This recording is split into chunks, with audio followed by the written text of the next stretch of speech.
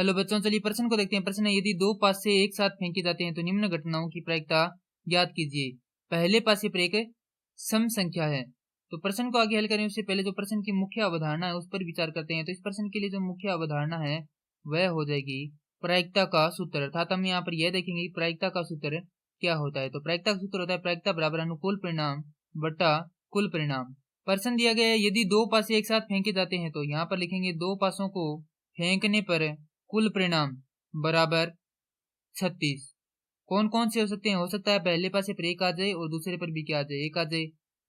पहले पासे पर एक आए और दूसरे पर दो आ सकता है। पहले पर एक और दूसरे पर तीन। इसी प्रकार पहले पर एक और दूसरे पर छह।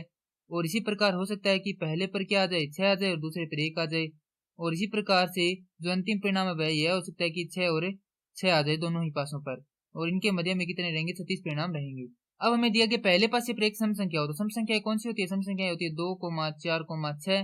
तो जो पहला पासा है उस पर क्या आनी चाहिए, सम संख्याएं आनी चाहिए। तो यहाँ पर हम देखेंगे पहले पासे पर सम संख्या के लिए अनुकूल परिणाम बराबर, तो पहले पासे पर सम संख्या होनी चाहिए, दूसरे पासे पर चाहे कोई भी संख्या हो उसका कोई प्रभाव नहीं रहेगा। तो यहाँ पर सम संख्या सबसे पहले दो से शुरू होती है, तो पहले पासे पर दो आ जाए और दूसरे पर क्या आ जाए, एक आ जाए। इसी प्रकार दो दो आ जाए, फिर 2 3, 2 4, 2 5 और 2 6। उसके बाद 4 1, 4 2, 4 3, 4 4, 4 5, 4 6।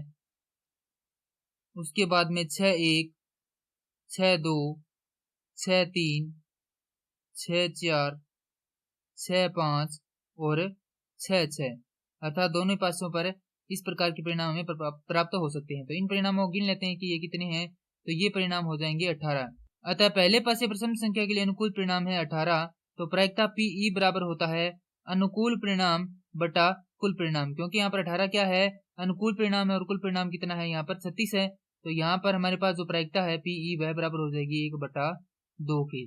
और यही हमारे प्रश्न का उत्तर है। मैं आशा करता हूँ कि यह प्रश्न आपको समझ में आया होगा। धन्यवाद।